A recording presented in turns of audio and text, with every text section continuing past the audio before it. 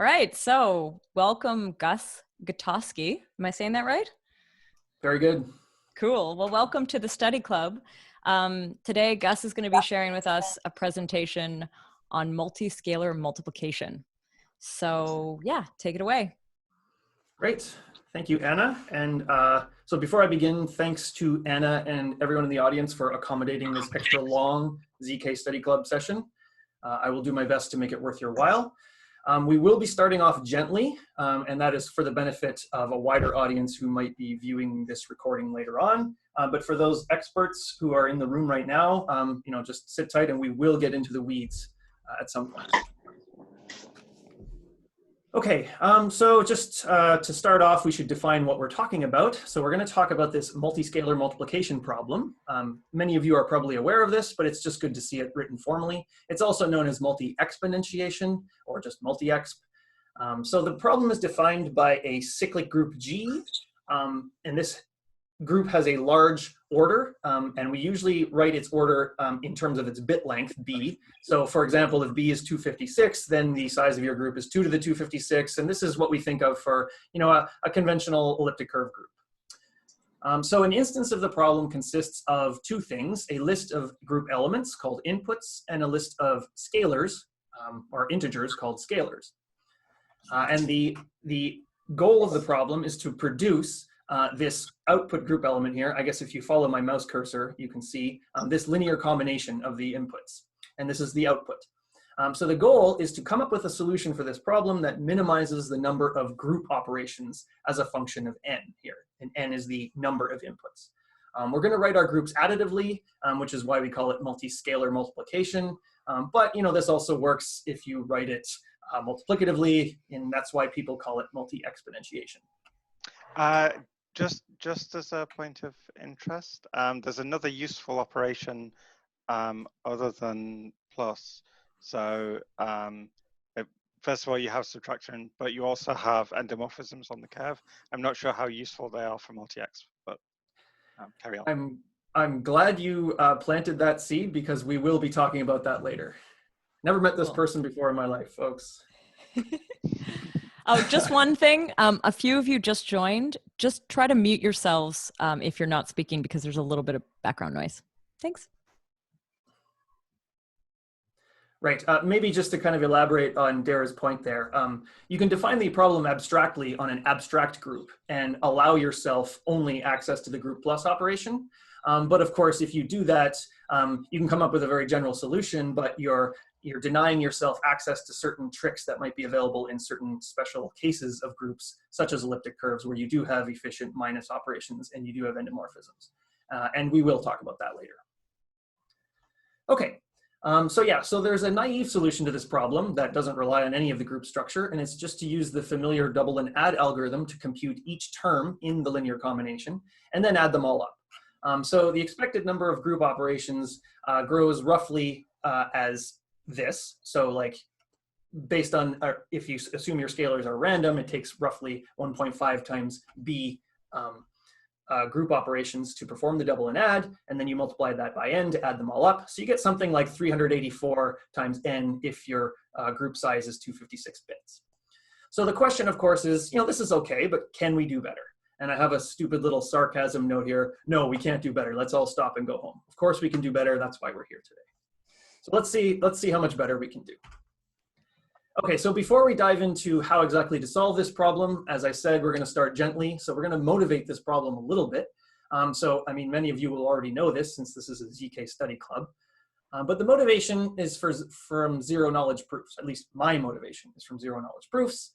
So the idea is that you have a program P and you want to be able to prove that you know inputs to that program that yield a certain output, possibly without revealing anything about that input, and possibly saving a verifier a bunch of computation in the process. So the rough idea is that you have this one-time setup that you run, and it spits out a proving key and a verification key. And the claim is that the prover says, I know a secret input X, such that when you run this program on input X, you get output Y. So the prover, who knows this secret input, will do a bunch of computation using his input and the output and the key to produce this little thing here called a short proof. And then a verifier, who is extremely computationally limited, will take this proof and only the output y here, and of course his verification key. And he will do some checking algorithm, and this checking algorithm is very fast. Its runtime is independent of the size of the secret input x. And he will output accept or reject based on whether he believes the proof. So typically, as many of us know, these proofs are supposed to be so small and so fast to verify that we can post them on chain, and then everyone who's taking part in your blockchain protocol and running the consensus algorithm is assumed to have enough computational power to actually check these proofs. By contrast, the actual creating of the proofs is a little bit more computationally intensive. This is not done by everybody in your whole consensus network. It's usually done off-chain, as they say. Okay. So an example of one of these zero-knowledge proofs is called the Groth16. It's also called a snark. You've probably heard that before. So here is a very gross simplification of the Groth16 protocol that's just kind of tailored to our discussion on multi-scalar multiplication. So if we let n denote the size of the secret inputs accepted by the program, the proving key then contains, among other things, n group elements, which we'll write as g1 through gn. And then the idea is that given a size n secret input for the program, the prover deduces the integers from, by running the computation, he deduces these integers and computes this linear combination of the inputs, all right? And then the proof contains this output, g, among other things. Okay, so as you can see here, in order to produce a proof, a prover must solve the multi-scalar multiplication problem. Okay, are you motivated yet? Okay, so just to summarize this motivation then. A program takes a size n secret input, which implies that a zero-knowledge prover must do a multi-scalar multiplication of n points, okay? So for example, the zcash spend program, I believe, is on the order of 40,000. The size of the MSM resulting from it is on the order of 40,000, at least that's for a sapling, if I remember correctly. And for another example, you can consider this roll-up idea, which is a scalability solution. I think it's more than that. I think it's, let's see, isn't it 90,000? I think it's 90,000 for sapling. 90,000, okay. I might be going from old literature, or I may have just simply missed something. But thank you. Okay, so 90,000, that's good to know. Okay, so another example would be a scalability solution called rollup. And for this one, the idea is to kind of basically take as many transactions as you can and put them into a proof. So basically, the bigger the n you can support for these rollups, the better. Okay, so just to give you an idea of what is at the state of the art right now, we're kind of shooting for programs that are on the order of 10 million or even 100 million inputs, or possibly more. So I believe it is known that the cost of a multi-scalar multiplication accounts for roughly 80% of the work done by a prover to generate a proof. So this is a significant bottleneck in the prover's computation. And people have talked about this. I just took this quote, one from many from Justin Drake, focus on multi-exponentiation. That's kind of the big bottleneck. And this is from the Zero Knowledge podcast. Okay, so yes, so takeaway, multi-scalar multiplication dominates prover costs. Prover costs dominate zero-knowledge proof costs. Improvements for multi-scalar multiplication immediately yield improvements for zero-knowledge proof efficiency. All right, we've driven that point home, and I've even managed to throw in a shout out to the Zero Knowledge podcast. Woo woo.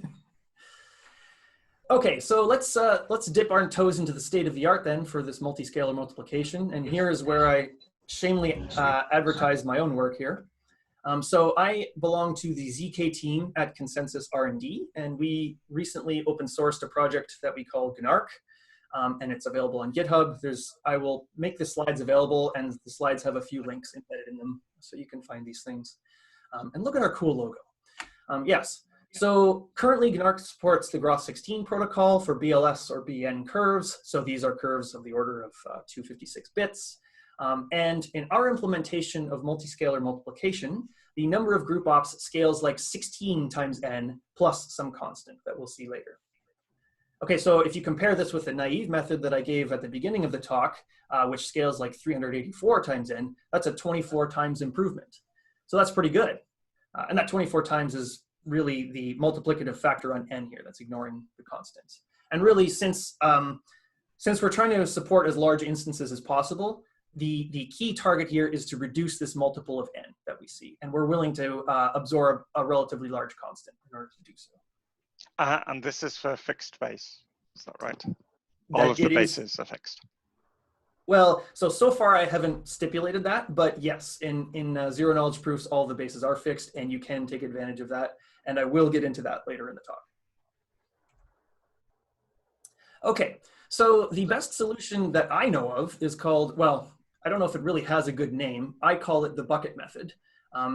You could argue that it's a special case of Pippinger's algorithm, although you have to squint pretty hard to see that. So the best description in the literature, in the academic literature that I'm aware of, is from a relatively old paper from 2012. This is a paper on batch forgery identification for ECDSA or something like that, maybe Schnorr. Anyway, it's for signatures, and the point is that the description of this bucket method is kind of tucked away inside section 4 of this paper, so it's not even the main focus of the paper.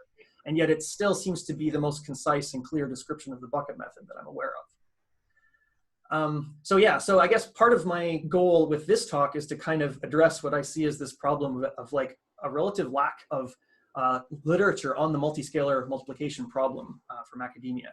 By comparison, a lot of ink has been spilled on the single scalar multiplication problem in the cryptography community. Okay, so how does the bucket method work? So the high-level strategy, that's just my own echo, sorry. The high-level strategy is you want to start with your large instance where your scalars are b bits long and reduce it to several sub-instances of the multiscalar multiplication problem where the scalars are only c bits long. And you can choose this c, so you choose c to be small enough that you can do special tricks on. Then you use special tricks to solve each of these c-bit MSMs, which we'll talk about shortly. And then once you've solved them, you recombine them to get the final solution. So this is a relatively straightforward part. So I will talk a little bit about this, but this is by no means the meat of the algorithm. I will pause for a moment. Are there any questions while we're at it? Oh, looks like Dara has posted the link. Thank you very much. All right, hearing no questions, I will continue. Okay, so first we're just going to talk about this reduction from b-bit to c-bit multiscalar multiplication. It's quite simple. Basically, you choose the c that you're comfortable with, you write each scalar in binary, and you partition the binary scalars into c-bit parts. So here's a simple example. If I consider 12-bit scalars, I have the scalar 1368, write it in binary, take it 3 bits at a time, and I get my parts. And this works out to 2530. So I have a question. In the single scalar multiplication case, some of the methods use variable length windows depending on the bit pattern. I assume that that isn't possible here because your bit patterns are basically random over all of the scalars. Is there a way around that, or is that true?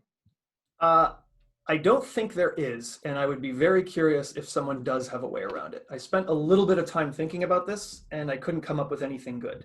So near the end of the talk, I will talk about methods for single scalar multiplication and how easy it is to translate them to multiscalar multiplication. But basically, the outlook is not good, at least as far as I can tell. Okay, but thank you. Really, this is just kind of me working by myself in my desk here remotely, so I haven't had much chance to collaborate with others on this. Okay, so yes, so back to this reduction then. Okay. Yes, so we've partitioned all of our scalars in this way, and then we're going to deduce a bunch of instances of the c-bit MSM, and the way we do that is as follows. It's probably, you can guess this, it's pretty straightforward. The first instance uses the first part of each scalar, the second instance uses the second part, and so on. In this example, we have 4 parts, so we have these 4 sub-instances of the c-bit MSM problem that we want to solve. Okay, so let's pretend that we solved them, and now because at the beginning I just want to focus on this reduction from c-bit to, or from b-bit to c-bit. So let's pretend that we've magically somehow solved these c-bit MSM problems, and we want to recombine them to get the solution of the original problem that we had. Okay, so we have these solutions, and now this is pretty easy. Because everything's in binary, we can just recombine them in a relatively obvious way where you just double c times and add the next one, and that's it. And then the final answer is this combined thing that you see here. And if you go through and you count the number of group ops that you used, it looks like this. And this is relatively insignificant. Like B is of the order of 256 here, C is less than B, so this is peanuts. This is not a significant cost. Okay, so let's, with that reduction out of the way, let's talk about the tricks to solve C-bit MSMs. So ready for tricks. Okay, so I think the best way to explain the bucket method is to actually just give an example. So basically what you do is you have your C-bit problem here. So in this example, C is 3, so the scalars are all 3 bits. They're between 0 and 7. I removed all the 0 terms. So let's start with the first term. So we have the first input is G1, and its coefficient is 6. So we put G1 into a bucket labeled 6, right? Similarly, the second input has a coefficient of 2, so we put G2 in a bucket labeled 2. We have a 6 again for G3, G4 goes into bucket number 1, and so on. So at the end, I think I've done an example with 14 terms here, and we might have a state of buckets that looks like this. So now the idea is that you add up the contents of each bucket into these bucket sums, S here. So I've written all these out explicitly down here, as you can see. And so let's pause now and count the group operations we've used so far. So the expected cost to compute each of these bucket sums.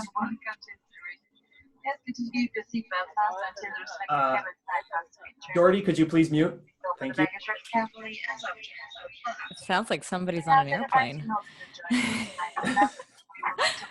Hey, Jordy, I think you got to, there we go. There we go. Oh, no, not quite. Actually, Gus. I think I can mute him. Did I? You can mute him, totally. Yep. Okay, I did that. All right, excellent.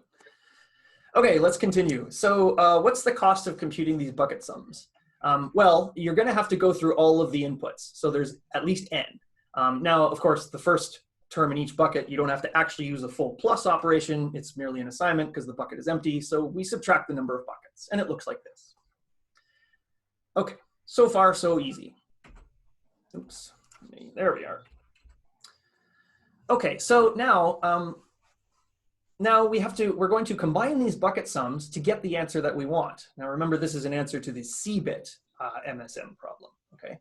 Now, it turns out that if you just compute this convenient little linear combination of your bucket sums, it just magically equals this. This might not be obvious at first glance, but it's quite easy to check with pen and paper. Okay. So basically, what we now have is another little instance of the MSM with these inputs S1 through S7, these bucket sums. But now the scalars are fixed, sequential, known in advance. Okay, and I've listed those points here. So we can kind of take advantage of that to compute this little MSM much more quickly than we might otherwise do. So the algorithm to do that described in the paper I referred to earlier, you basically, it gives you this simple algorithm, which is very fast. So you kind of keep 2 running counters. One is your sum for the whole thing, and one is for the next term that you want to add. So you start at the top, you have S7, you add that to your running counter. Then to that, you add S6, and then you add that sum to your running counter. Then to that S7 plus S6, you add S5, and then add that to your running counter, and so on. All right, and it's pretty easy to see that when you do this, you will end up with this sum here. So this is a pretty fast method for computing this little MSM here. It's something like 2 times n operations, where n is equal to, I guess, 7 in this case. So here's a more precise count of the group ops. So in this case, the number of buckets is on the order of 2 to the c, and you need 2 for each one. So this is what you end up with, something like 2 to the c plus 1. And don't worry, I'll clean up all these bucket counts later on when we combine everything together. Okay, so actually, well, I guess we'll do that right now. Let's accumulate all of these costs for the bucket method. And we're going to stick to theory for this slide, and we'll go to practice on the next slide. Okay, so if I take the previous counts from previous slides here and I add them all together, I get something that looks like this. And if I strip away insignificant terms, this thing in the box is a good approximation of the runtime of the bucket method. So remember, B is the bit length of your scalars, C is this constant that you choose, N is the number of inputs, and this 2 to the C is roughly the bucket accumulation cost here. So if you just look at this, you want to choose C to minimize this. So at least theoretically, the minimum occurs when C is roughly equal to the log of n, which is the log of the number of inputs, okay? So let's suppose for now that you choose C in this way. And then at first glance, it looks like the asymptotic scaling looks like this, where you have something that scales roughly with the big O of n over log n, which is good, sublinear in the number of inputs. And you have a multiple of B here. Okay, now a couple of theoretical quibbles because I have a background in theory. This is not really totally asymptotic because you can't always choose C to be the log of n, because C has to be less than B. So if n gets ridiculously large, you no longer have this option available to you. So let's just kind of see how that might work. So like to pick a stupid extreme example, suppose that I have only single bit scalars. So really this is just kind of a subset sum problem at this point. You just, for each input, you're just deciding whether or not to include that in the product. I think maybe intuitively we can all see that it's kind of hard to do better than linear in this case. Like how do you compute a subset sum without actually doing O of n operations? And indeed, this breaks down here. I cannot choose C equal to the log of n if C has to be less than 1. Okay. So yes, so n log n scaling is impossible in this case. On is the best we can do. But back to the case of interest here, where our group order is of the size 256 bits. That's quite large. And we will, no matter how high an n we can support, we will never ever be asked to compute an MSM of 2 to the 256 inputs. So for all practical size inputs that we care about, we can achieve this n over log n scaling. But just for the theoretical purist, we don't get big O as n approaches infinity. Okay, let me talk about the practice and then I'll pause for questions. Okay, so that's great for asymptotics. So let's look at some actual numbers that you might see in the wild. Okay, so here is our approximate cost of the bucket method again. A large instance is roughly of the size, say, 10 million. So say log n is 22, 23, or maybe more. Okay, so in GNARC, this project that I've worked on, we observed peak performance at C equals 16. So this yields the cost that I claimed earlier, where we have 16 times n, and the constant here is 2 to the 12 here. So the 16 times n comes from the fact that you have B, which is 256, divided by C, which is 16, gives also 16. Okay, so the puzzle is, so I just observed earlier that the theoretical minimum happens at C equal log n, but we chose C equals 16, which is significantly less than 23, which is the log of n. So why did this happen? Why did we observe peak performance in this way? Well, there are a couple of reasons that we could speculate over. The first one is that the memory use scales exponentially in C here. This is the cost of accumulating buckets, or storing all the buckets, I guess. And so like when C gets up this pretty large, then you're using a heck of a lot of memory, and perhaps memory could become a bottleneck. Another useful observation is that you have fewer nasty little edge cases if your choice of C actually divides B. So 16 divides 256. The next highest divisor would be 32, which would be way too large because you don't have 2 to the 32 memory available for this. So if you don't have to do this, but if you do this, then you don't have to worry about things like, for example, your 256-bit scalars are usually stored in 4 64-bit limbs. So if C does not divide 64, then you'll have some sub-instances that straddle 2 different limbs, and you'll have to do some annoying computation to do that. So perhaps that would contribute to a slowdown for C that aren't friendly in this way. Okay, so now we can move on to the next section of the talk, but I guess before we do, I will pause briefly for questions. Okay, and hearing no questions, I will continue, but please feel free to interrupt. Okay, so that's basically the bucket method. Oh, Anna, yes? Actually, Dara, were you about to say something? So what does the curve look like if you choose C away from 16? Is it just, say, only a small improvement of C equals 16 relative to C equals 8 or C equals 32, or is it quite a big? How sharp is that curve? I think it's pretty sharp because basically you want to choose C so that n over c is equal to 2 to the c over c. So I guess, you know, the more you deviate from the optimum, this 2 to the c doubles or halves relative to n here. So you deviate quite quickly. So like, for example, this constant, so with the c equals 16, we get a 2 to the 12 here, which is insignificant, right? Versus 16 times 10 million. But you know, the theoretical optimum occurs when the constant is roughly equal to this 16 times n. Yeah. Oh, I see. So because it's exponential, then yeah, increasing c has a big effect very quickly. Okay. All right. I have a question, Gus. I missed the first 10 minutes of your talk, but are you going to also go through related work? I'm curious how all of these MSMs compare to one another asymptotically and in practice.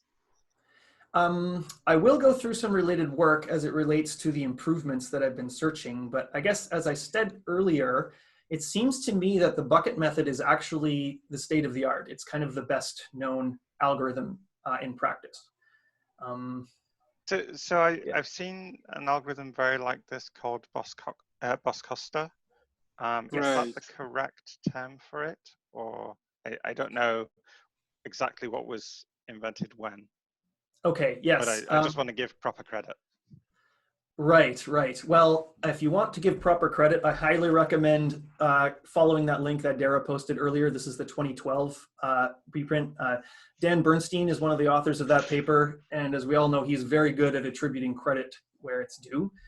So he does actually mention Bos-Costa and Strauss and Pippinger, and there's a lot of okay, sorry, let me pause for a second here. Relative to the MSM problem, where you have many inputs and only one output, a lot of these algorithms start to look very similar. They're basically all variants of the same idea. So yes, there's a lot of history behind them, and a lot of them were developed in a more general setting where you have many inputs and many outputs instead of just one output.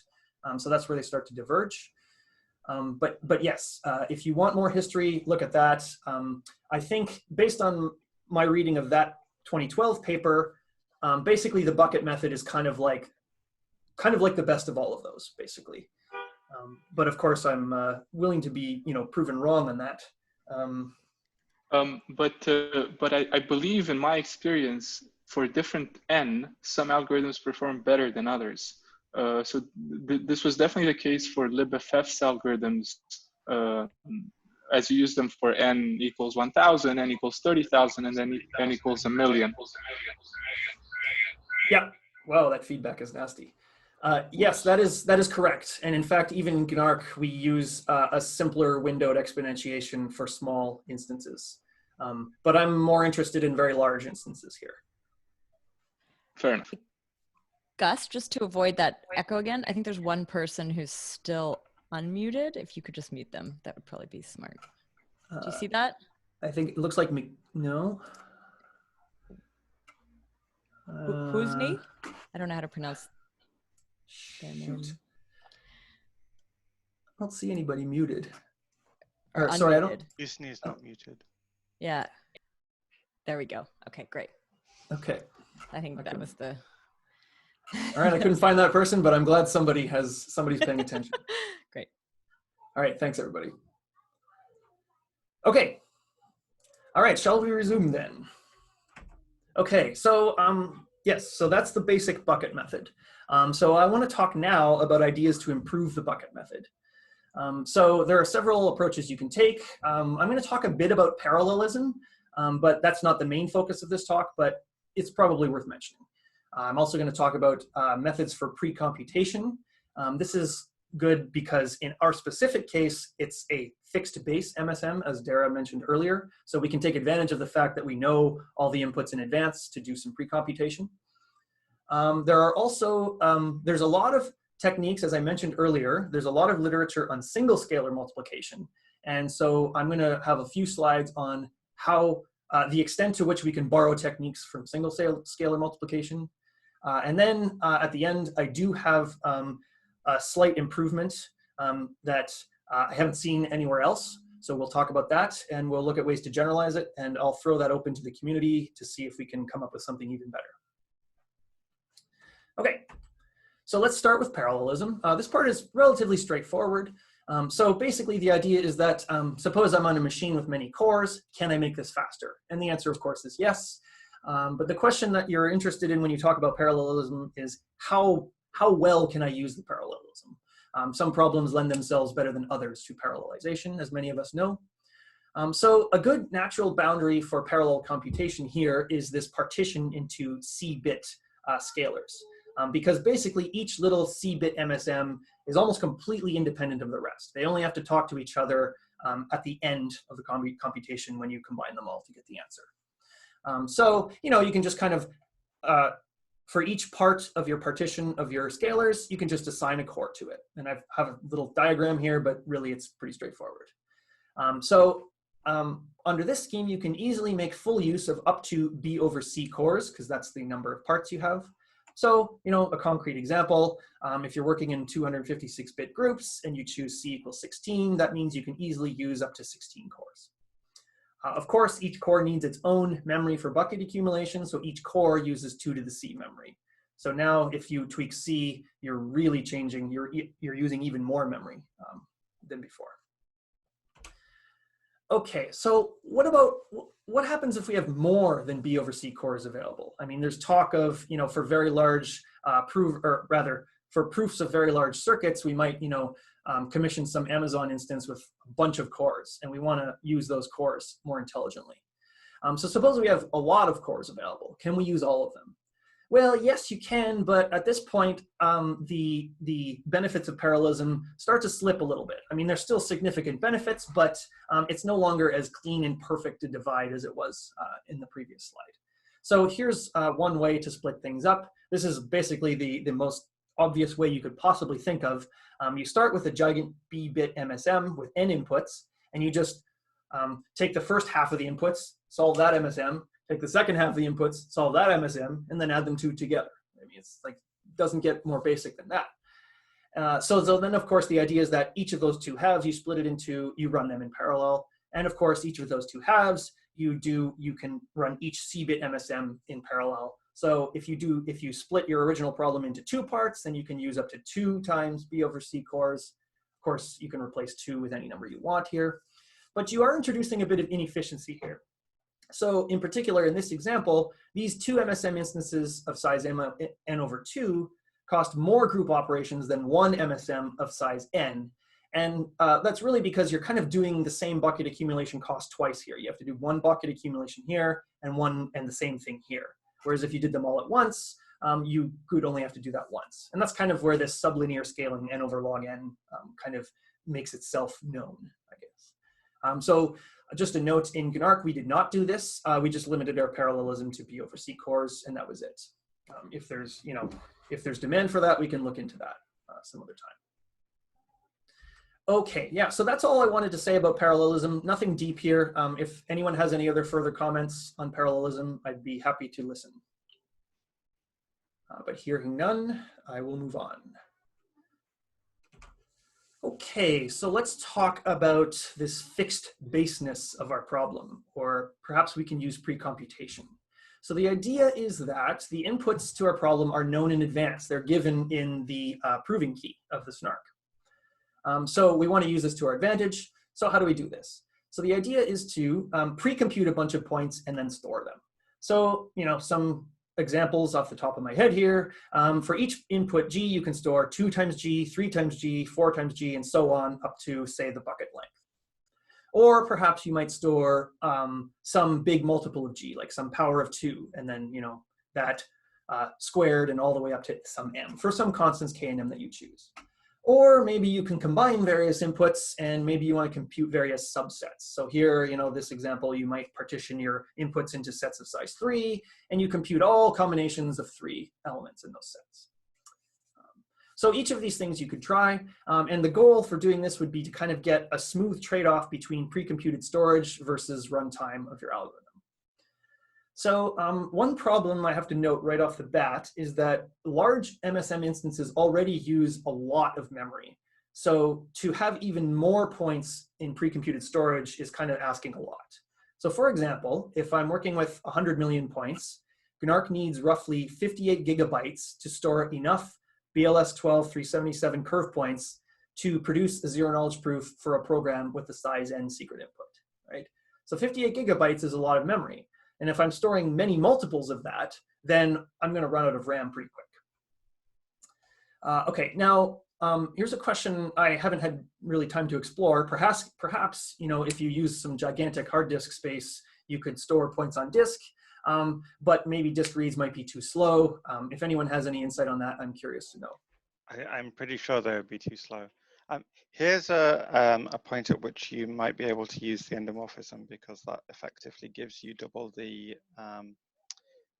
storage space for free, because you can optionally apply the endomorphism to each point you've stored. But we'll get onto that later. We will. You're way ahead of me, and I'm sorry that you have to wait till we get there, but we will get there. Okay. Oops. Back here. Okay. Okay, so first I'm going to introduce a naive precomputation method for the bucket method, just so you can kind of get a feel of how this might work. So suppose that for each input g, I precompute every multiple of g up to the number of buckets I have. Is everyone else hearing my telegram, or is that just me? I'm going to exit telegram. Okay. Okay. Yes. Yes. Store each scalar multiple up to the number of buckets. Okay. So then the idea is that, if you recall, the goal of solving C-bit MSM is to compute this linear combination for C-bit scalars. But of course, if I already have each of those in storage, then there's really no bucket accumulation left to do. I can just immediately add them to my output. So there's no need to compute bucket sums. There's no need to accumulate these bucket sums. I can just put them directly in the output. So if you do this, the number of group ops reduces to this, which is roughly this thing in the box here, which is B over C times n. So I guess I don't have a convenient, I guess you'll have to imagine you can compare this to the 2 to the C that was inside the parentheses here. You can just completely eliminate that with this precomputation method. Of course, the extra storage space required scales as 2 to the C times n, because you have to store a multiple of g for every input g. This is a massive amount of storage space. So as an extreme example, suppose I choose C all the way to the limit of 256. Then I'm storing 2 to the 256 times n points, which is totally unrealistic. But then I only need exactly n group ops. I can just go through for each input. I can pick the scalar multiple I need and add to my output. I get the absolute minimum possible number of group ops. Of course, that's unrealistic. A more realistic example, so if I'm considering n of roughly the order, I guess, what is that, 10 million or something, 256 groups, and a more modest C, like C equals 16, then the extra storage required to do this would be 550 billion elliptic curve points, which is very large, obviously. Okay, so that's bad. So let's see if we can find a trade-off, because that was the way I presented it is kind of an all or nothing approach. Okay, so instead, suppose we have limited storage. So for each G, we're going to pre-compute K points, where K is basically as many as we can fit. So I'm going to start pre-computing the largest multiples first, and then stopping when I run out of space. So I'm just going to compute 2 to the C minus 1 times G, all the way down to 2 to the C minus K times G. Okay, so then the idea then is that the bucket method is used for only the first, the first 2 to the C minus 1 buckets minus the K that I've already stored, okay?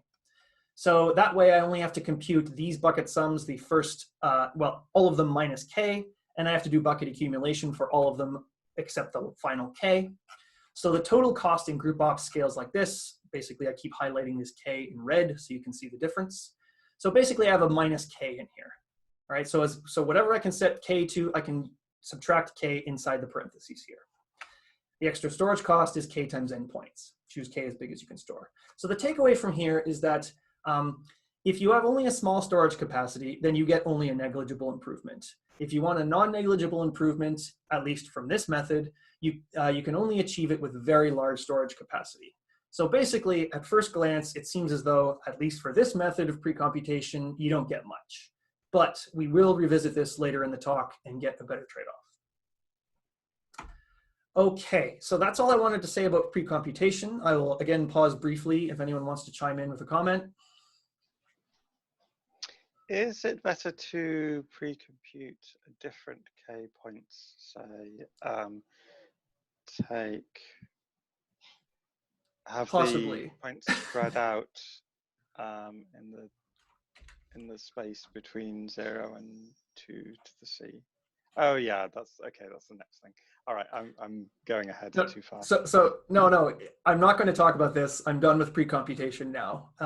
I spent a while thinking about this. I couldn't make something convenient work, so I just kind of gave up on that. But if you come up with a better idea, please do share.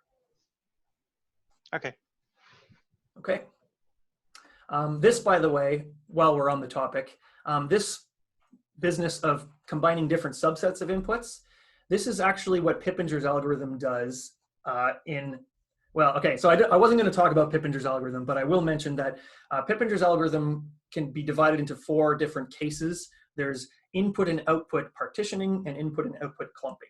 And if you do this, where you combine every subset of a bunch of parts, this is roughly corresponds to output partitioning in Pippinger's algorithm, for those of you who are familiar with that. But I'm not going to talk about that anymore. I had toyed with the idea of making a completely separate talk on Pippinger's algorithm, and maybe if I can find the time, I will do that. But let's get back to what we're talking about here. Okay, so let's move on to lessons from single-scalar multiplication. So many of you probably know this, so this might be review, but for those of you who are not experts, let's just review what is known about single-scalar multiplication. So just to be perfectly clear, the single-scalar multiplication problem is basically an MSM where n equals 1. So you're just given a single scalar and a single group element, and you just have to multiply that group element by a. Right. The kind of standard easy method for this is double and add. The cost of this method increases with the Hamming weight of a, that is the number of ones in the binary representation of the scalar. So some examples here, if the scalar 128 has a very low Hamming weight, so I can compute an MSM using only 7 group ops.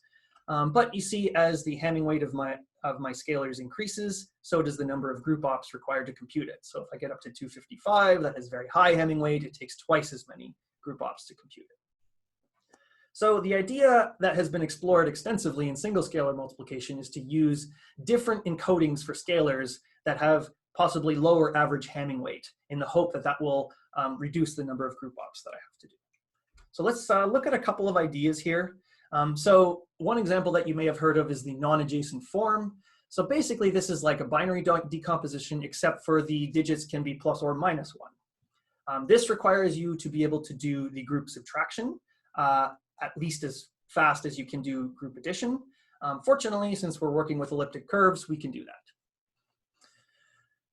Okay, so the idea with the NAF is that there's a canonical form where the non-zero digits are never adjacent. That means whenever you have a non-zero digit, you're guaranteed to have a 0 on the left and right. So you can see that maybe that is going to reduce the average Hamming weight of your scalars. And indeed, the average Hamming density of scalars written in this NAF form is 1/3. Of course, if you compare this to a standard binary encoding, the average Hamming density of a random binary number is going to be 1/2. Because each bit can be 0 or 1 with equal probability. Okay, so here's some simple examples of NAF encodings of the same numbers I had before. Of course, if you started with a number like 128 that has low Hamming weight, well, it's also going to have low NAF weight. But for other numbers like 255 that had very high binary Hamming weight, it is very low NAF Hamming weight because you just have 2 non-zero terms here.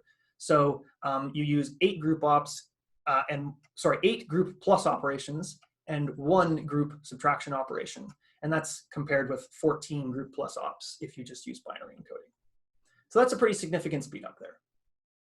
Okay, another example of crazy stuff you can do, there's this thing called the double base number system. If you think of binary as writing a number as a linear combination of powers of 2, well, you can imagine that I throw some other things into the mix there. So maybe I can have other bases. I can write my numbers as linear combinations of powers of 2 and, say, 3. Why not? Of course, your digits can be binary or something larger if you want. So the first observation you could make is that this is a very highly redundant number system. There are many ways to encode any given scalar using this in linear combinations of powers of 2 and 3. So for example, I just took this from a paper. The number 127 has 783 different representations with only binary digits. And if you take the ones with minimal Hamming weight, there are 3 of them, and they have a Hamming weight of 3. So by comparison, the number 127 has Hamming weight 7 in an ordinary binary encoding. So here's 3 different decompositions of 127 in this double base number system. And I believe it was proven that the Hamming density for a b-bit scalar scales as 1 over the log of b in this double base number system.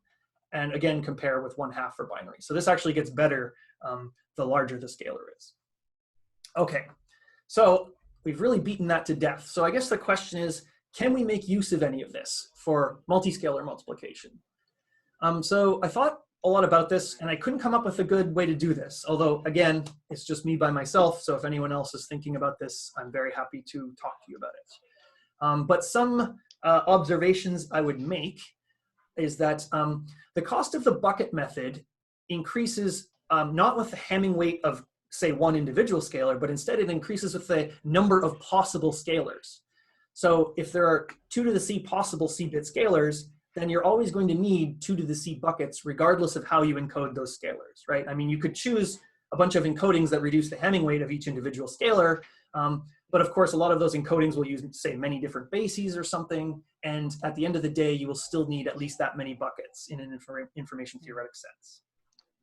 You could maybe pre-compute for the buckets that are more likely to occur there. Yes, you could. Of course, if it's a totally random instance, then you don't have any guarantees on which buckets are more likely to occur. But that's true, but if you're using non-adjacent form, then you expect the weights to be less than average. Sorry. Yes, I less guess than there will be for binary. Yes. Well, okay, yeah. So coincidentally, I'm not sure if you're reading ahead on this slide, but I have written here, the cost of the bucket method could be reduced if we have a guarantee that some scalars are never or rarely occur, in which case you can, kind of tailor your algorithm to favor those scalars that are likely to occur. Of course, a scalar encoding by itself, such as NAF or double base, cannot provide such a guarantee on the distribution of inputs. You might have to instead use more advanced techniques to do that. And one could argue that this is kind of what Pippinger's algorithm does. It gives you, it's kind of a recursive algorithm where each level of the recursion kind of restricts the space of possible scalars that you have to worry about. And so you could possibly use that to reduce your bucket accumulation. Of course, the big question is whether the cost of establishing such a guarantee outweighs its benefits. And that's a discussion for another talk on Pippinger's algorithm. I do note that Pippinger's algorithm is kind of the granddaddy of all of these algorithms in the sense that it subsumes them all and it is asymptotically optimal. Yet I have not seen anything more complicated than the bucket method being deployed in practice for the specific case of MSM. And there's probably a reason for that. Okay. Any further comments on that before we move on to the next topic?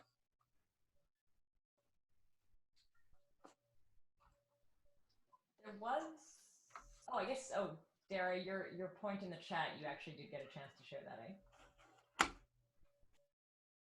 I guess so. Oh, that's already what I said. That's what you said. Cool. Okay.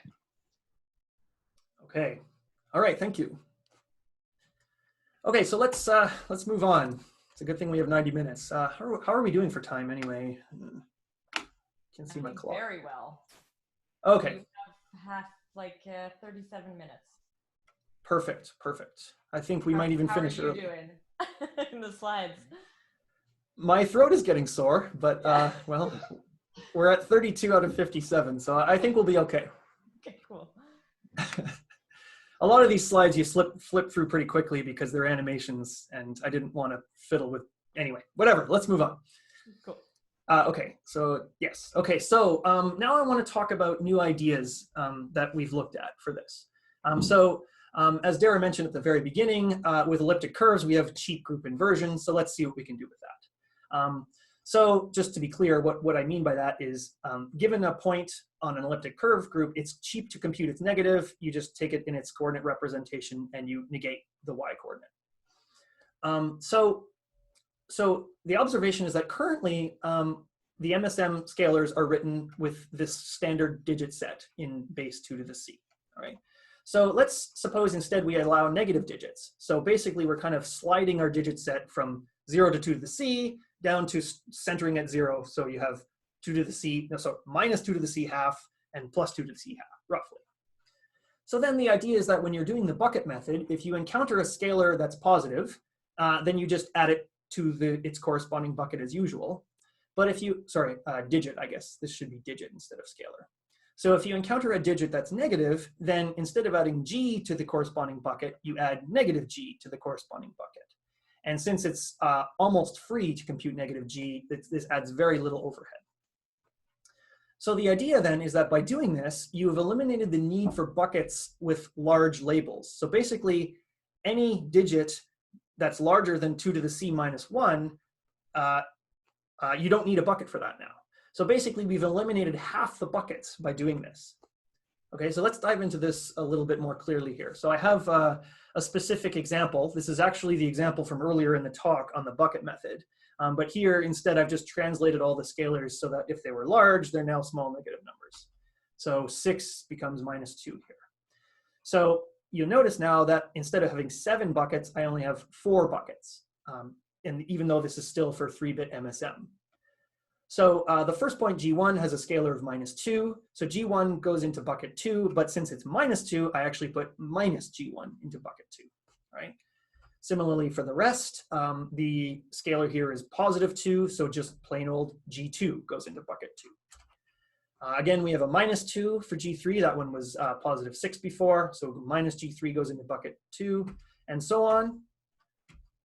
So if you redo that computation with all 14 points from the beginning, you will end up with buckets that look like this. Only 4 buckets, a lot more points in each bucket now. And from here on out, it's the same thing. You just sum up all the points in each bucket, right? So here are those 4 sums written explicitly. Excuse me.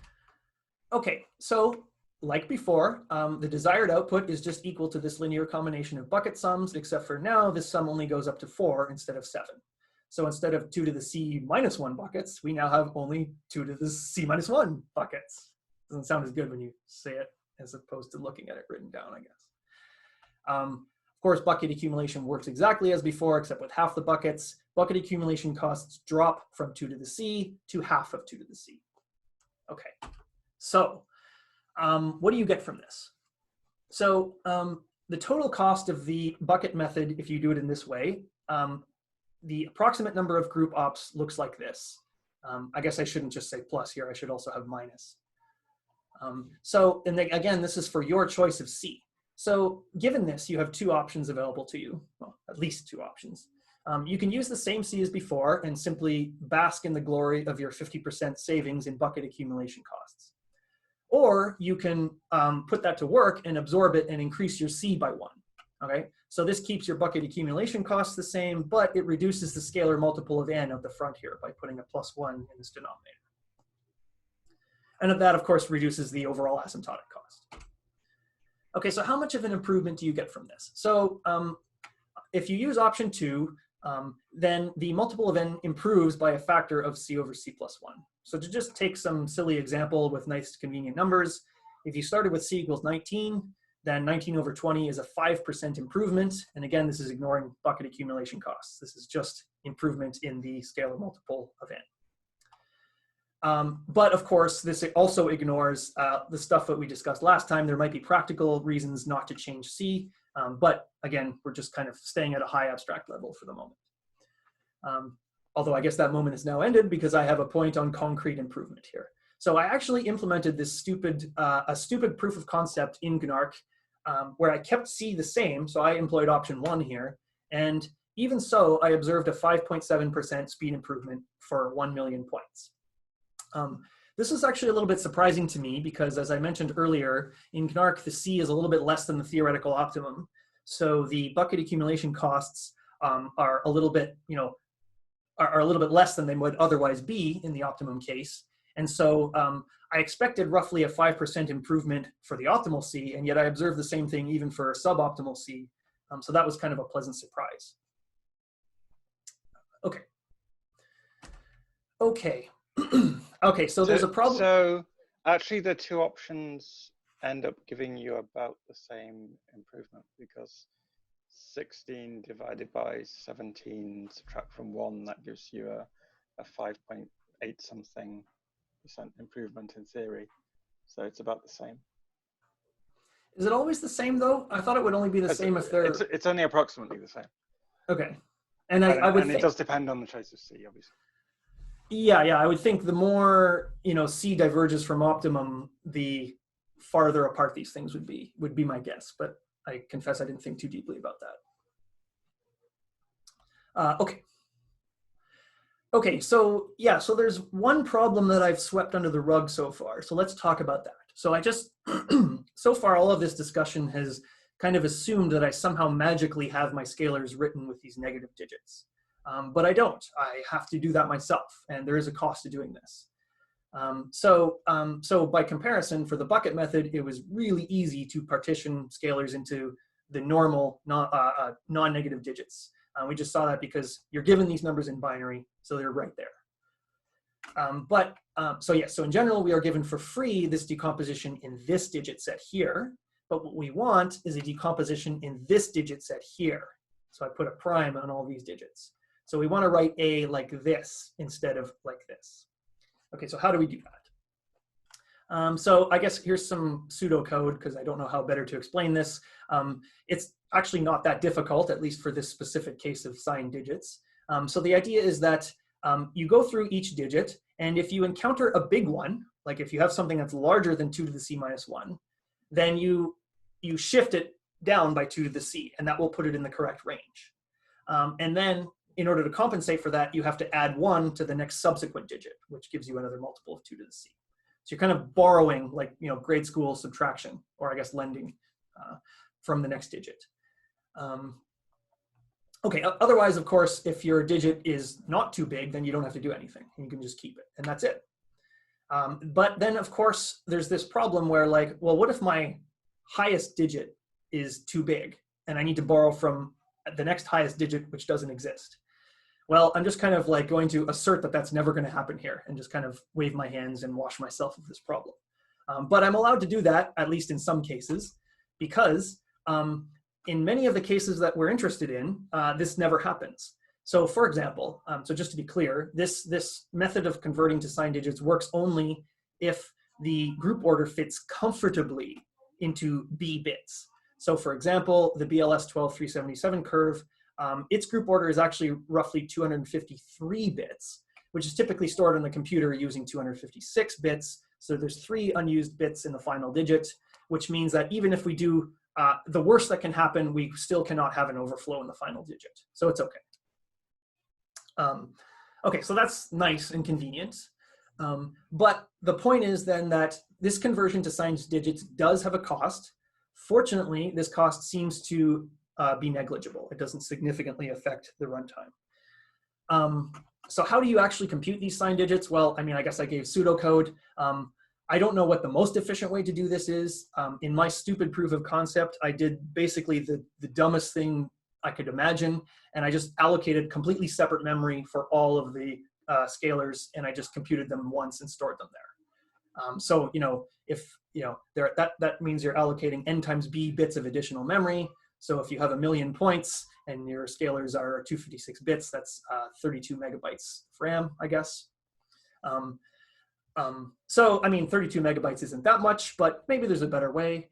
Of course, this memory could be saved if you instead compute these signed digits on the fly, but it seems to me that if you do this, you kind of need to compute the preceding signed digits first, and so if you don't store them, then there's a lot of repeated computation here. I don't know whether that's significant or whether the trade-off or how it trades off with memory use. I simply didn't look into that. My intuition is that there's an in-place algorithm for this. That doesn't require recomputing all the digits?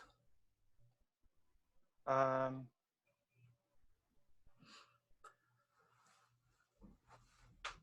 don't know. I'll have to think about it. Yeah. for longer. Yeah, I have seen, now that you mention it, I remember reading about in-place algorithms for converting to different numerical Someone will have done this encodings. before. Yeah. Let me just. Yeah, so it might be possible. Okay. Okay, but there's something I would like to flag for later in this talk, and that this problem of conversion to the correct digit set becomes much worse when I attempt to generalize this idea. And this will lead to an open problem that I would really like other people to help me with. Dara, cough, cough. Okay. Okay, so I will move on here then. Okay, yes, so let's, okay, yes, sorry. So let's move on. So let's try and generalize this idea. I think the link I just posted has an algorithm to do this in place. I could be wrong. Excellent, thank you. And I'll add this in the notes on the YouTube video for anyone who's watching this for the recording. It's targeted to memory constrained environments, so presumably it has at least thought about the problem. Excellent, thank you. Okay, okay, so I would like to generalize this idea. I mean, it's great that we can use group inversion to reduce bucket accumulation costs, but is there anything more we can do? So I guess the observation that you want to generalize is that we've used the ability to cheaply compute -1 times g to reduce bucket accumulation by a factor of 1/2. So maybe I can pose the question this way. Suppose we have k different scalars, and for ease of accounting, we'll just include the scalar 1 in that list. So we have k different scalars for which we can cheaply compute those multiples of g. If we have this, can we reduce bucket accumulation cost by, say, a factor of 1/k? So with just plus and minus 1, we have 2 different scalars. We were able to reduce bucket accumulation by a factor of 1/2. So if it's k, can we reduce by 1/k? That would be awesome. If we could do that, then the approximate cost in group operations, again, I guess this should be not just group plus operations anymore. It drops to this, so you're dividing the bucket accumulation costs by k, or if you want, you can reabsorb that into c, so you change your multiple of n by c plus log k. So the multiple of n improves by this factor, c over c plus log k. So say that you have a method to do 16 different scalars. And if c is 16, then you get 16 over 16 plus 4. That's a 20% improvement for multi-scalar multiplication. That would be pretty awesome. That would be significant. But so I know how to do it for k equals 4 for certain curves. With very using endomorphisms? Yeah. Yes, I will show you that in a second. Oh, okay. but unfortunately, though, there is the problem of writing an appropriate digit set to exploit that, and that's getting in the way. And as far as I know, that's currently a blocker. So if you know how to write things, no. Very recently, actually, I just tweeted a couple of days ago. There are certain curves for which the lattice basis reduction becomes trivial. So yeah, it becomes very easy to do. Okay, but I think this lattice basis reduction you're referring to is from what is it, GLV paper? Yeah. That works fancy for single-scalar multiplication, but it's not clear to me. No, for this as well. Oh, okay. How to do it. Okay, excellent. Maybe we'll have time for me to show you. Excellent. I am so glad you're on this call. This is exactly what I was hoping for. Okay, well, I will plow through with my slides anyway. Okay, so assuming we can do all this magically, then you can get, say, up to a 20% improvement for MSM using this method, which would be awesome. Okay. So let's dive into how exactly this would work. Okay. So suppose, for example, we can do 1 extra scalar multiple for free, all right? So we already know how to do -1 times g, and let's suppose magically we can somehow do lambda times g for some lambda that will be specified later, okay? So if you can do that, well, then you can just combine the two, and you can also get minus lambda times g. So that gives us a total of 4 different scalars that we can multiply by quickly, plus minus 1, plus minus lambda.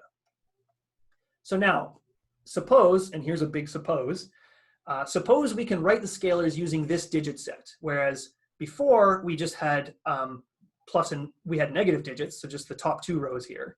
But I'm going to add a couple more rows here. I'm also going to allow lambda, 2 lambda, 3 lambda, all the way up to 2 to the c lambda. And I'm going to allow minus lambda, minus 2 lambda, minus 3 lambda, all the way up to minus 2 to the c lambda. So this digit set in this example has size roughly 2 to the c divided by 4, and yet it still requires only 2 to the, sorry, that should be 2 to the c times 4, not divided by 4. And yet it still requires only 2 to the c buckets.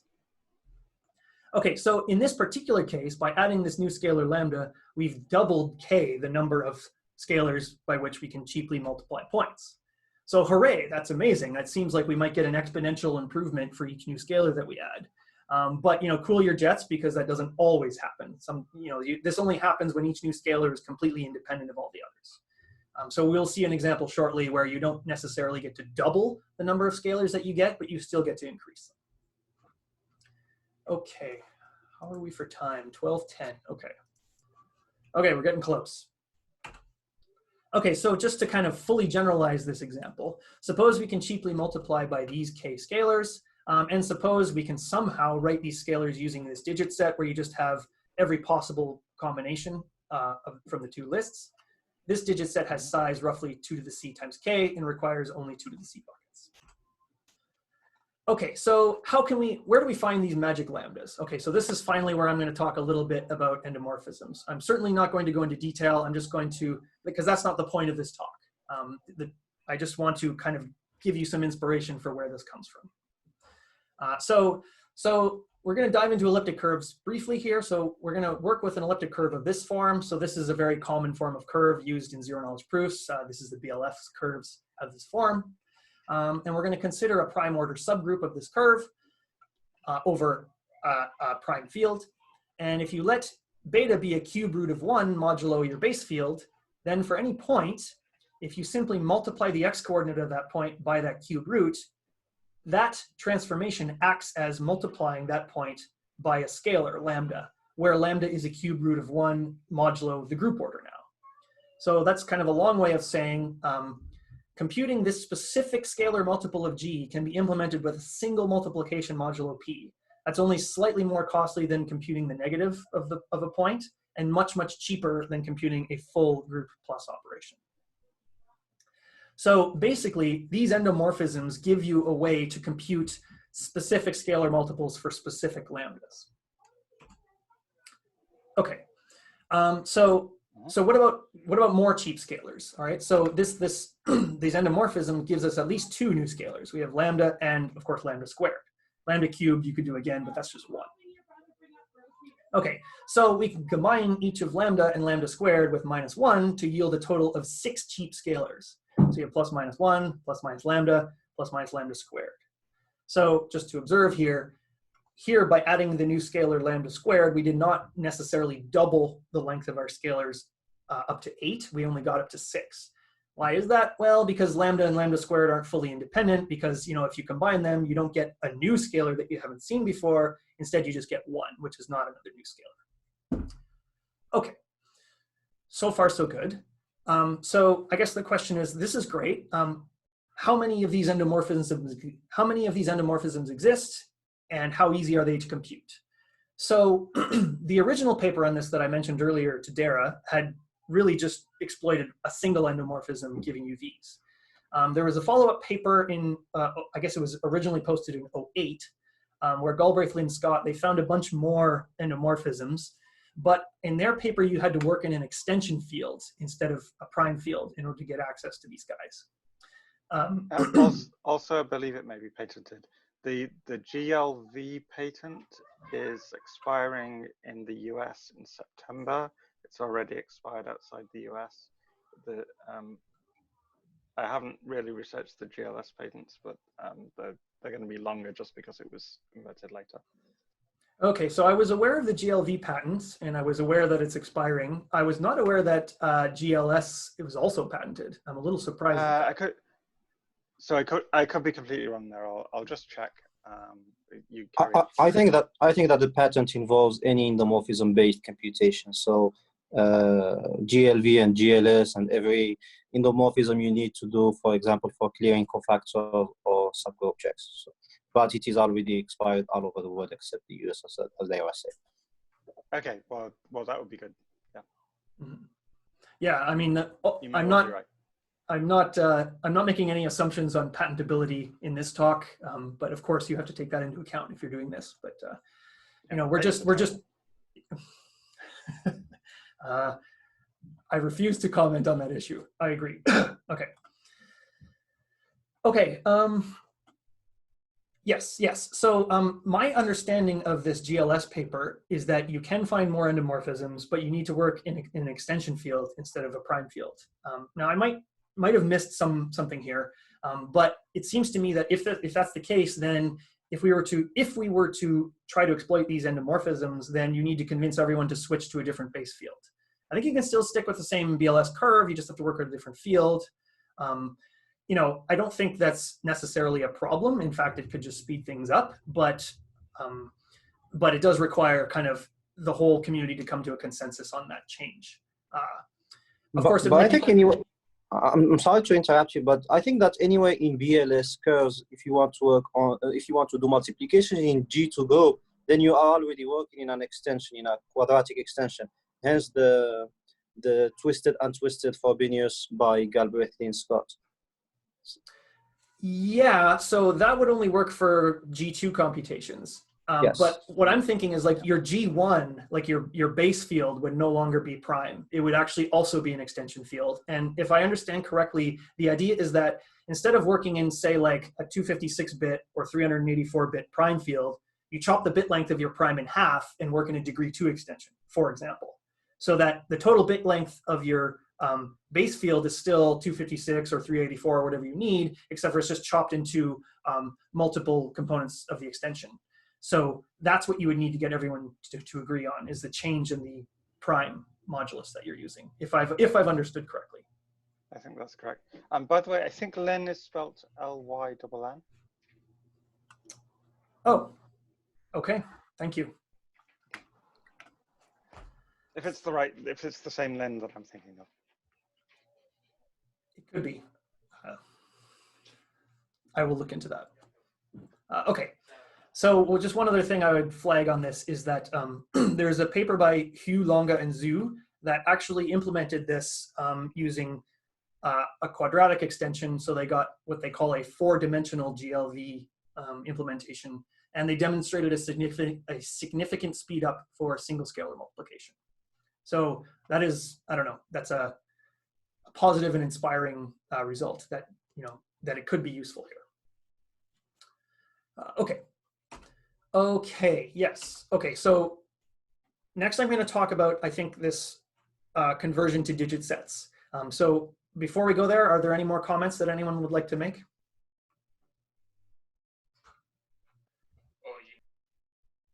You can't resist, Dara. Okay.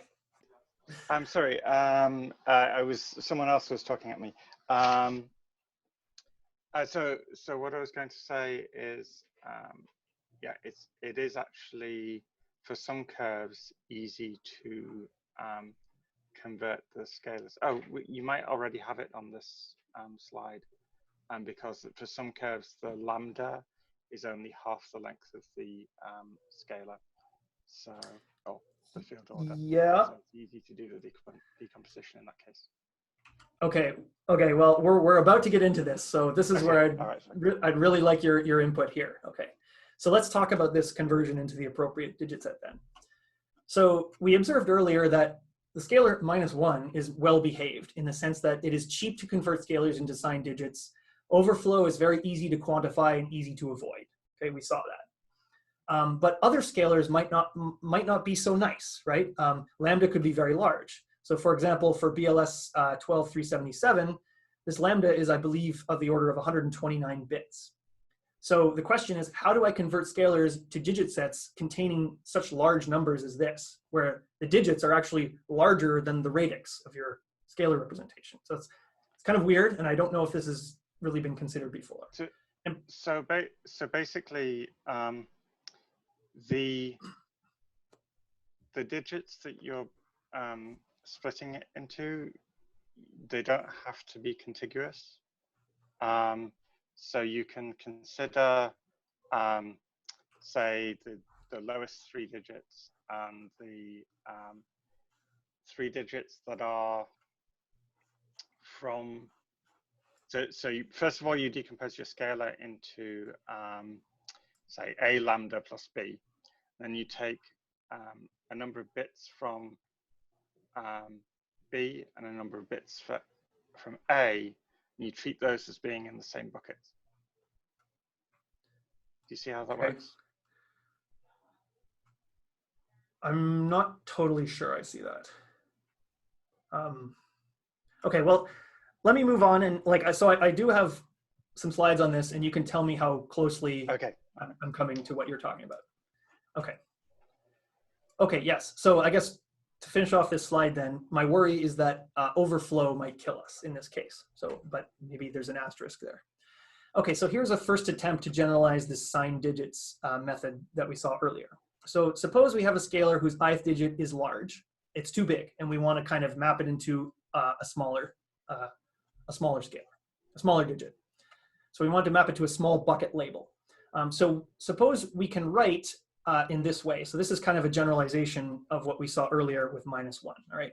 So we found some integer d and some label ai prime that's in the correct range such that this holds. So earlier with -1, we saw that like d was just -1. That was just borrowing a 2 to the c from the next subsequent digit and adding it here, all right?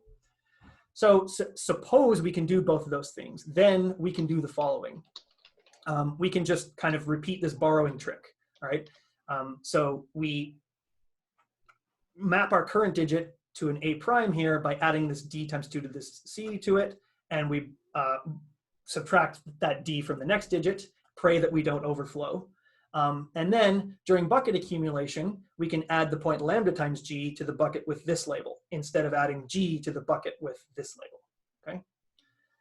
And of course, lambda times g is easy to compute, so there's no extra cost there. The problem, though, is that if lambda is large, then in order to compensate, in order to make this equation hold here, you also need d to be very large.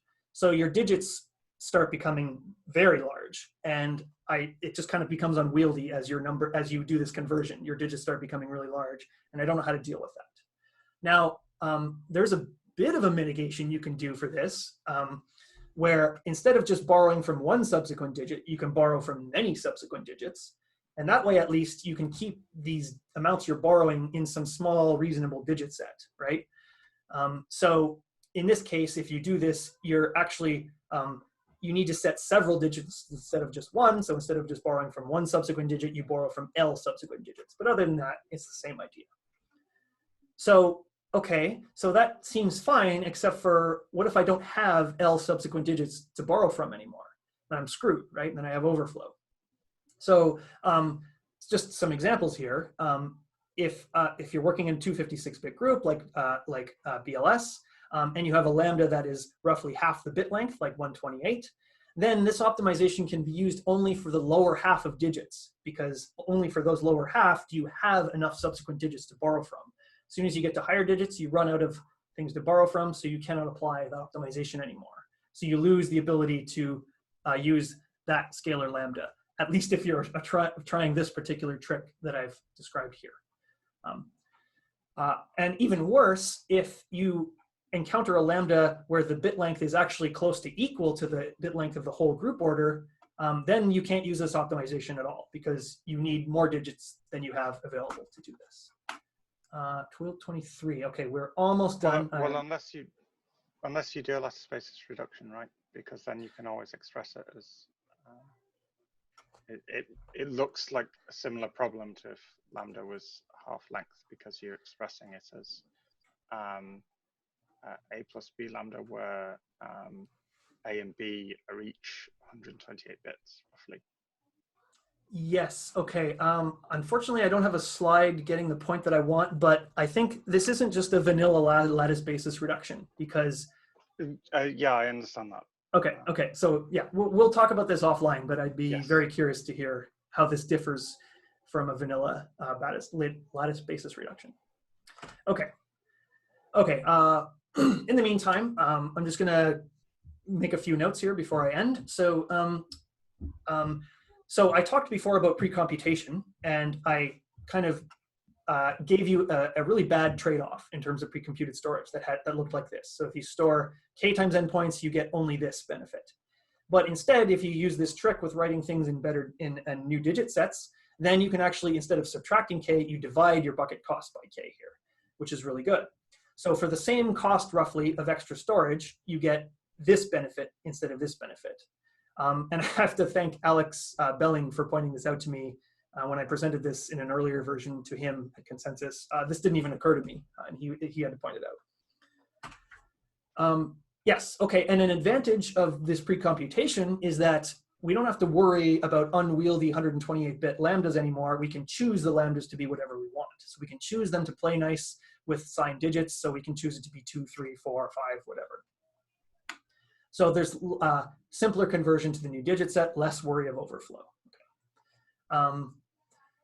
Of course, so each new precomputed multiple significantly increases the number k of cheap scalars at our disposal. So for example, if we start with 6 scalars, maybe these were obtained from endomorphisms, then each new multiple we add adds 6 new cheap scalars, because we can multiply each of those by 6.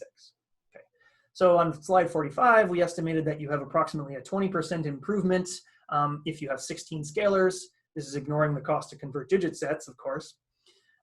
So you can actually hit this k equals 16 target with only 2 times n extra storage if you have these 6 points originally, because 6, 12, 18, you've exceeded 16.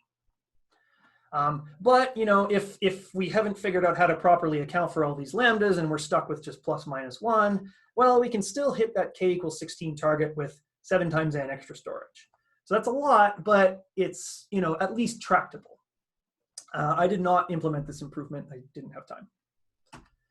Okay, so on the final slide here, so just to summarize the open problems, so the big one is to find an efficient way to write scalars using the digit set without overflow.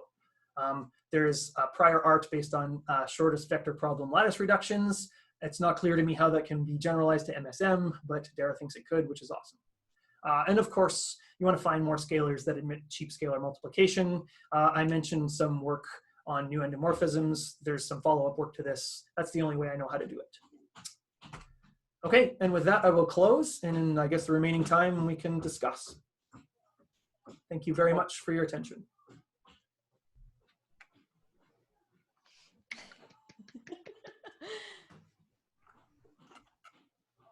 Does anyone have any questions or comments or thoughts?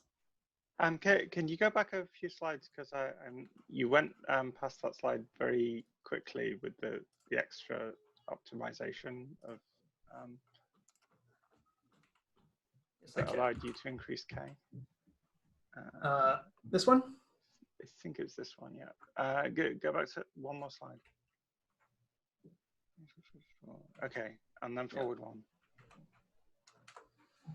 Okay.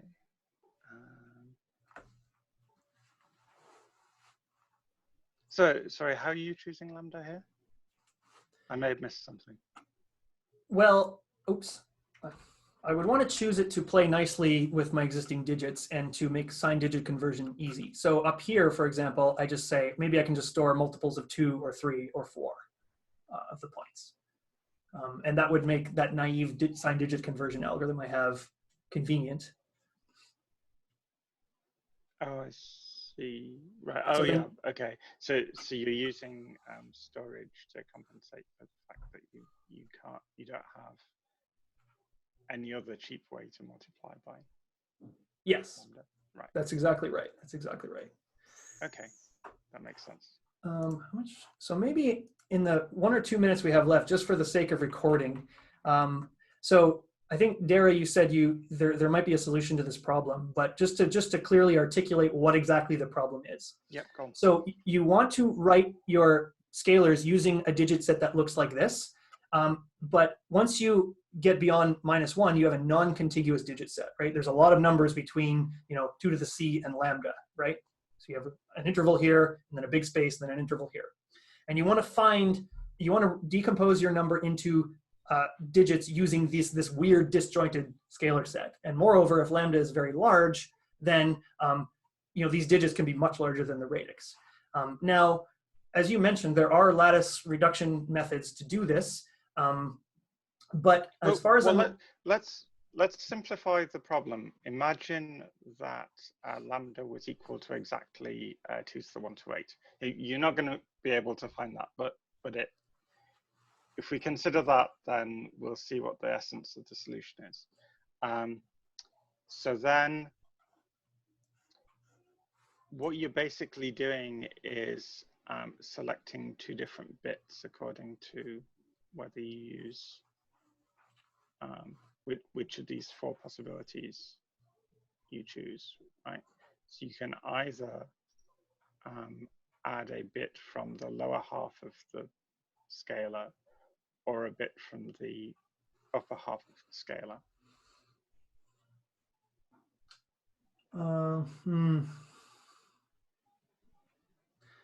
Yeah. I mean, I think if you wanted to generalize that, it sounds like you would write it not in radix 2 to the c, but in like radix lambda.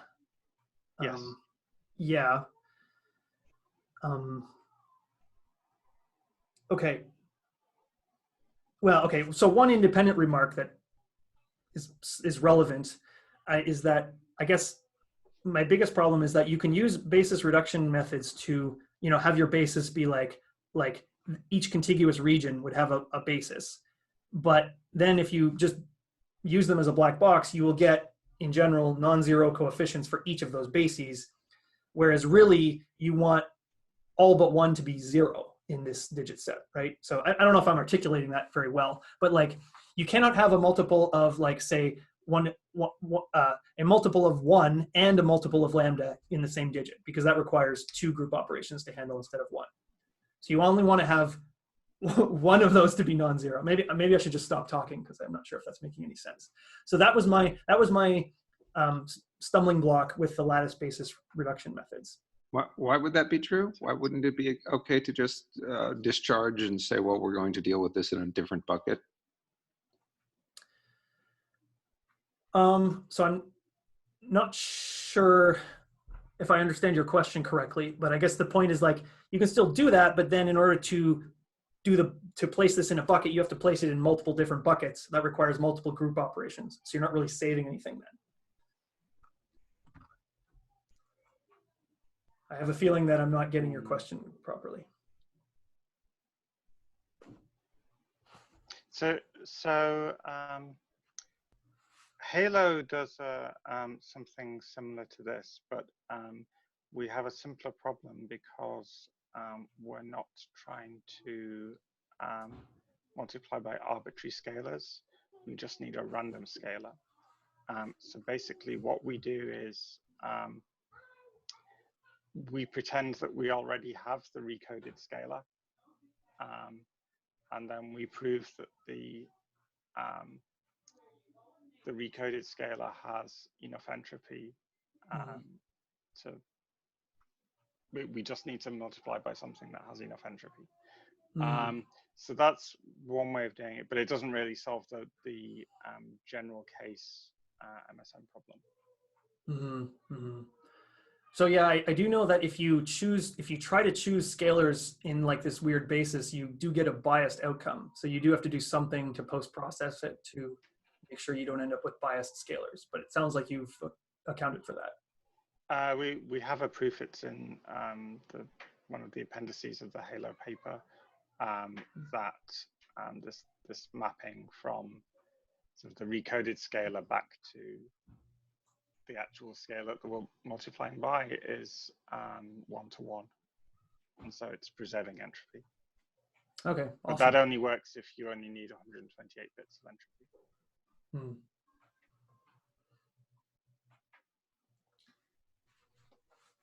So I have to think about the general problem. My intuition is that it's possible, but it's going to take longer than we have on this call to work it out. Especially given that we're -3 on the call. Okay. Thank you everyone for staying on so long. I really appreciate the extra time. Thank you, Gus, for doing this. It was great. Thank you. Thank you, Gus. Far-reaching and interesting. Hopefully we get a chance to keep this conversation going somewhere else. So... Oh, you're very quiet, Anna.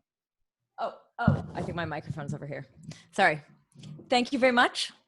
Have a good day, everyone. And I guess if maybe we find a place to continue this conversation, if anyone wants to follow, we can definitely coordinate in the study club. So thanks again. Awesome. Bye, everybody. Sounds great. Thank you.